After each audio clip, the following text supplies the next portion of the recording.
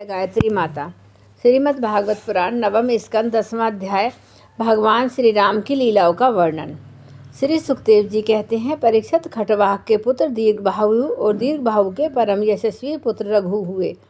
रघु के अज और अज के पुत्र महाराज दशरथ हुए। देवताओं की प्रार्थना से साक्षात परब्रह्म परमात्मा भगवान श्री हरि ही अपने अंश से 4 रूप धारण करके राजा दशरथ के पुत्र हुए। उनके नाम थे राम, लक्ष्मण, भरत और शत्रुघ्न। परीक्षित सीतापति भगवान श्री राम का चरित्र तो तत्वदर्शी ऋषियों ने बहुत कुछ वर्णन किया है और तुमने अनेक बार उसे सुना भी है।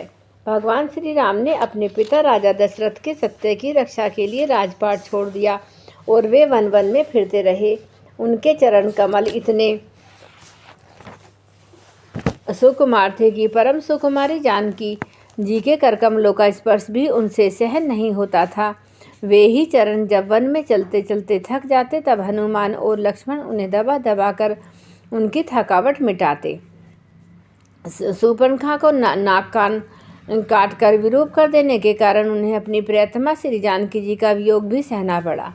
इस वियोग के कारण क्रोधवश उनकी भुहें तन गईं, जिन्हें देखकर समुद्र तक भयभीत हो गया। इसके बाद उन्होंने समुद्र पर पुल बांधा और लंका में जाकर दुष्ट राक्षसों के जंगल को दावाग्नि के समान दग्ध कर दिया। वे कौशल नरेश हमारी रक्षा करें। भगवान श्री राम ने विश्वामित्र के यज्ञ में लक्ष्मण के सामने ही मारीच आदि राक्षसों को मार डाला। वे सब बड़े बड़े राक्षसों की गिनती में थे। परीक्षित, जनकपुर में सीताराम जी का स्वयंवर हो रहा था। संसार के चुने हुए वीरों की वह सभा में भगवान शंकर का वह भयंकर धनुष रखा हुआ था। वह इतना भारी था कि 300 वीर बड़ी कठिनाइयों से उसे स्वयं सभा में ला सके थे। भगवान श्री राम ने उस धनुष की बात में उठाकर उसे डोरी चढ़ा दी और खींचकर बीचों बीच उसके 2 टुकड़े कर दिए। ठीक वैसे ही जैसे हाथी का बच्चा खेलते खेलते ईंट तोड़ डाले। भगवान ने उन्हें अपने वक्ष स्थल पर स्थान देकर सम्मानित किया। वे लक्ष्मी जी ही सीता जी के नाम से जनकपुर में अवतीर्ण हुई थीं। वे गुण शिलावस्था, शरीर की गठन और सौंदर्य में सर्वथा भगवान श्री राम के अनुरूप थीं। भगवान ने धनुष तोड़कर उन्हें प्राप्त कर लिया। अयोध्या को लौटते समय मार्ग में उन परशुराम जी से भेंट हुई, जिन्होंने 21 बार पृथ्वी को राजवंश के बीज से भी रहित कर दिया। भगवान ने उनके बढ़े हुए गर्व को नष्ट कर दिया। इसके बाद पिता के वचन को सत्य करने के लिए उन्होंने वनवास स्वीकार किया। यद्यपि महाराज दशरथ ने अपनी पत्नी के अधीन होकर उसे ऐसा वचन दे दिया, फिर भी सत्य के बंधन में बंध गए थे। इसलिए भगवान ने अपने पिता की आज्ञा सिरोधार्य की। उन्हें प्राणों के समान प्यारे राज्य, लक्ष्मी प्रेमी, हितैषी मित्र और महलों को छोड़कर अपनी पत्नी के साथ वन की यात्रा की, क्योंकि उन्हें किसी के प्रति कोई आसक्ति न थी। वन में पहुंचकर भगवान ने राक्षस राज रावण की बहन शूर्पणखा को विरूप कर दिया, क्योंकि उसकी बुद्धि बहुत ही कलुषित कामनावश के कारण अशुद्ध थी। उसके पश्चात घर दूषण, त्रिशरा आदि प्रधान भाइयों को, जो संख्या में 14,000 थे, हाथ में महान धनुष लेकर भगवान श्री राम ने नष्ट कर डाला और अनेक प्रकार की कठिनाइयों से परिपूर्ण वन में इधर उधर विचरते हुए निवास करते रहे।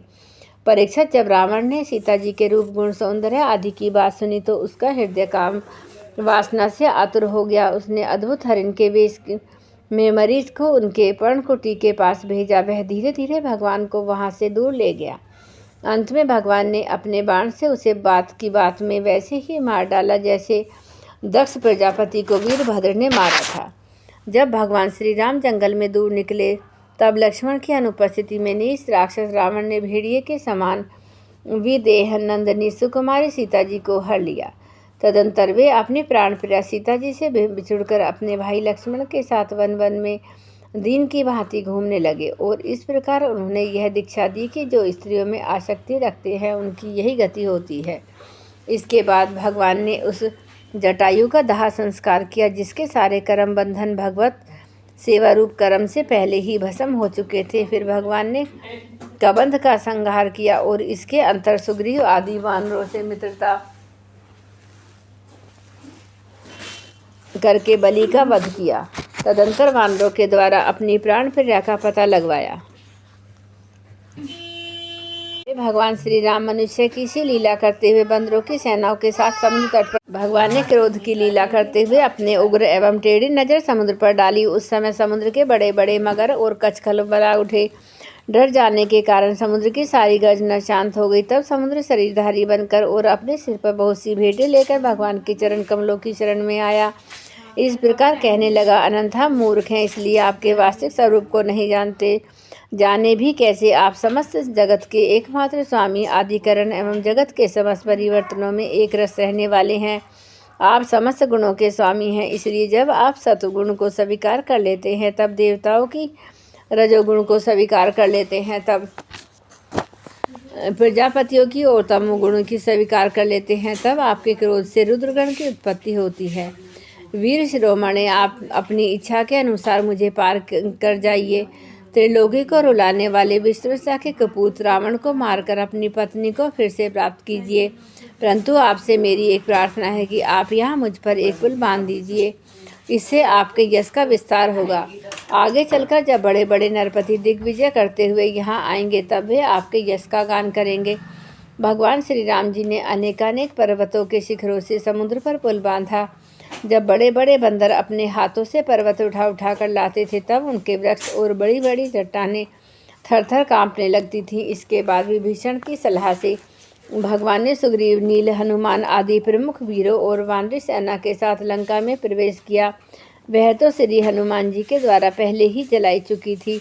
इस समय वानराज के सेना ने लंका की सैर करने और खेलने के स्थान, अन्न के गोदाम, खजाने, दरवाजे, फाटक, संभावन छज्जे, पक्षियों के रहने के स्थान तक को घेर दिया। उन्होंने वहाँ की वेदी, ध्वजाएं, सोने के कलश और चौराहे की तोड़फोड़ डाले। उस समय लंका ऐसी मालूम पड़ रही थी जैसे झुंड के झुंड हाथियों ने किसी नदी को मथ डाला हो। यह देखकर राक्षस राज रावण ने निकुंभ, कुंभ, धुम्राक्ष, दुर्मुख, सुरनातक, नरांतक युद्ध करने के लिए भेजा। राक्षसों की वह विशाल सेना तलवार, त्रिशूल, धनुष, प्रास्त्रष्टि, शक्ति, बाण, भले, खड्ग आदि शस्त्र अस्त्र से सुरक्षित और अत्यंत दुर्गम थी। भगवान श्री राम ने सुग्रीव, लक्ष्मण, हनुमान, गंधामन, नील, अंगद, जामवान और पनस आदि वीरों को अपने साथ लेकर राक्षसों की सेना का सामना किया। रघुवंश रोणी भगवान श्री राम के अंगद आदि जब सेनापति राक्षसों की चतुरंगनी सेना हाथी, रथ, घुड़सवार और पैदलों के साथ द्वंद्व युद्ध की रीति से भिड़ गए और राक्षसों को वृक्ष, पर्वत, शिखर, गदा और बाणों से मारने लगे। उनका मारा जाना तो स्वाभाविक ही था, क्योंकि वे उसी रावण के अनुचर थे जिसका मंगल श्री सीता जी को स्पर्श करने के कारण पहले ही नष्ट हो चुका था। जब राक्षस राज रावण ने देखा कि मेरी सेना को तो नाश हुआ जा रहा है, तब क्रोध से भरकर पुष्पक विमान पर आरूढ़ हो भगवान श्री राम के सामने आया। उस समय इंद्र का सारथी मातली बड़ा ही तेजस्वी दिव्य रथ लेकर आया और उस पर भगवान श्री राम जी विराजमान हुए। रावण अपने तीखे बाणों से उन पर प्रहार करने लगा। भगवान श्री राम जी ने रावण से कहा, नीच राक्षस, तुम कुत्ते की तरह हमारी अनुपस्थितियों में हमारी प्राण प्रिय पत्नी को हर लाए हो। तुमने दुष्टता की है। इस प्रकार रावण को फटकारते हुए भगवान श्री राम ने अपने धनुष पर चढ़ाया हुआ बाण उस पर छोड़ा। उस बाण ने ब्रज के समान उसके हृदय को विदीर्ण कर दिया। वह अपने 10 मुखों से खून उगलता हुआ विमान से गिर पड़ा, ठीक वैसे ही जैसे पुण्य आत्मा लोग भोग समाप्त होने पर सड़क से गिर पड़ते हैं। उस समय उसके पुरजन हाय हाय करके चिल्लाने लगे। तदंतर हजारों राक्षसनियां मंदोदरी के साथ रोती हुई लंका से निकल पड़ी और रणभूमि में आई। उन्होंने देखा कि उनके स्वजन संबंधी लक्ष्मण जी के बाणों से छिन्न भिन्न होकर पड़े हुए हैं। वे अपने हाथों अपनी छाती पीट कर और अपने सगे संबंधियों को हृदय से लगा कर ऊंचे स्वर से विलाप करने लगी। हाय हाय स्वामी, आज हम सब बेमात मारी गई। एक दिन वह था जब आपके भय से समस्त लोगों में त्राही त्राही मच जाती थी। आज वह दिन आ पहुंचा कि आपने रहने से हमारे शत्रु लंका की दुर्दशा कर रहे थे और यह प्रश्न उठ रहा था कि अब लंका किसी के अधीन नहीं रहेगी। आप सब प्रकार से संपन्न थे, किसी भी बात की कोई कमी न थी। इनका कितना प्रभाव है, आपकी यही भूल है आपकी इस दुर्दशा का कारण बन गई। कभी आपके कामों से हम सब समस्त राक्षस वंश आनंदित होता था और आज हम सब तथा यह सारी लंका नगरी विधवा हो गई है। आपका वह शरीर जिसके लिए आपने सब कुछ कर डाला आज गीधों का आहार बन गया और अपने आत्मा को अपने नरक का अधिकारी बना दिया। यह सब आपकी ही नासमझी और कामुकता का फल है। श्री सुखदेव जी कहते हैं, परीक्षित कौशलाधीश भगवान श्री रामचंद्र जी की आज्ञा से विभीषण ने अपने सब संबंधियों को पितृयज्ञ की विधि से शास्त्र के अनुसार अंत्येष्टि किया। इसके बाद भगवान श्री राम ने अशोक वाटिका के आश्रम में अशोक वृक्ष के नीचे बैठी सीता जी को देखा। वे उन्हीं के विरह की व्याधि से पीड़ित एवं अत्यंत दुर्बल हो रही थीं। अपनी प्राण प्रिया अर्धांगिनी सीता जी को अत्यंत दीन अवस्था में देखकर श्री राम का हृदय प्रेम और कृपा से भर आया। इधर भगवान का दर्शन पाकर सीता जी का हृदय प्रेम और आनंद से परिपूर्ण हो गया। उनका मुख कमल खिल गया। भगवान ने विभीषण को राक्षसों को मित्र लंकापुरी का राज्य और एक कल्प की आयु दी और इसके बाद पहले सीता जी को विमान पर बैठाकर अपने दोनों भाई लक्ष्मण और सुग्रीव सेवक हनुमान जी के साथ स्वयं भी विमान पर सवार हुए। इस प्रकार 14 वर्ष का व्रत पूरा हो जाने पर उन्होंने अपने नगर की यात्रा की। इस समय मार्ग में ब्रह्म आदि लोकपालगण उन पर बड़े प्रेम से पुष्पों की वर्षा कर रहे थे। इधर तो ब्रह्मा आदि आनंद से भगवान की लीलाओं का गान कर रहे थे। उधर वह भगवान का यह मालूम हुआ कि भरत जी केवल गोमूत्र में पकाया हुआ जौ का दलिया खाते हैं, वलकल पहनते हैं और पृथ्वी पर डाब बिछाकर सोते हैं। वह उन्होंने जटाएं बढ़ा रखी हैं। तब वे बहुत दुखी हुए। उनकी दशा का स्मरण कर परम करुणाधीश भगवान का हृदय भर आया। जब भरत को मालूम हुआ कि मेरे बड़े भाई भगवान श्री राम जी आ रहे हैं, तब वे पुरपासी मंत्री पुरोहितों को साथ लेकर भगवान की पादुकाएं सिर पर रखकर उनके भागवनी के लिए चले। जब भरत जी अपने रहने के स्थान नंदीग्राम से चले तब लोग उनके साथ साथ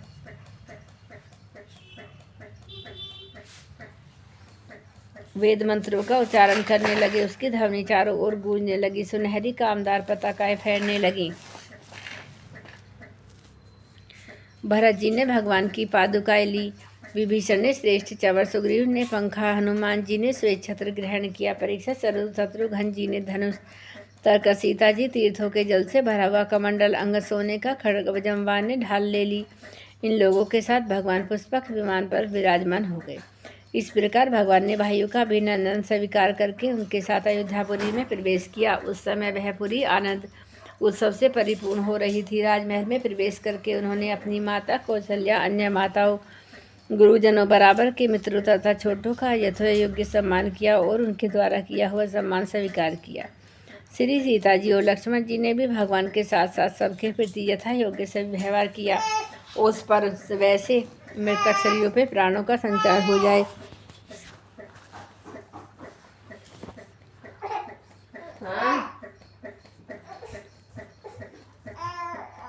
अपनी गोद में बैठा लिया और आंसू से उनका अभिषेक किया। उस समय उनका सारा शोक मिट गया। इसके बाद वशिष्ठ जी ने दूसरे गुरुजनों के साथ विधि पूर्वक भगवान की जटा उतरवाई और बृहस्पति ने जैसे इंद्र का अभिषेक किया था वैसे ही चारों समुद्र के जल आदि से उनका अभिषेक किया। कार सिर से स्नान करके भगवान श्री राम ने सुंदर वस्त्र, पुष्पमालाएं और अलंकार धारण किए। अपने सभी भाई और जानकी जी ने सुंदर सुंदर वस्त्र और अलंकार किए। भरत जी ने उनके चरणों में गिरकर उन्हें प्रसन्न किया और उनके आग्रह करने पर भगवान श्री राम ने राज सिंहासन स्वीकार किया। इसके बाद वे अपने अपने धर्म में तत्पर तथा वर्ण आश्रम के आचार को निभाने वाली प्रजा का पिता लगे। उनकी प्रजा भी उन्हें अपना पिता ही मानती थी। परीक्षित, जब समस्त प्राणियों को सुख देने वाले परम धर्मज्ञ भगवान श्री राम राजा हुए तब तो त्रेता युग परंतु मालूम होता था मानो सतयुग ही है। परीक्षित, उस समय वन, नदी, पर्वत, वृक्ष, द्वीप, समुद्र सब के सब प्रजा के लिए कामधेनु के समान समस्त कामनाओं को पूर्ण करने वाले थे। यहाँ तक कि जो मरना नहीं चाहते थे उनकी मृत्यु भी नहीं होती थी। भगवान श्री राम ने एक पत्नी का व्रत धारण कर रखा था। उनके चरित्र अत्यंत पवित्र एवं राज ऋषियों के से थे। वे गृहस्थ चित्त सब धर्म की शिक्षा देने के लिए स्वयं उस धर्म का आचरण करते। सती शिरोमणि सीता जी अपने पति के हृदय का भाव जानती रहती। वे प्रेम से, सेवा से, शील से, अत्यंत विनय से तथा अपनी बुद्धि और लज्जा आदि गुणों से अपने पति भगवान श्री राम जी का चित्त चुराती रहती थी। जय गुरुदेव, जय गायत्री माता।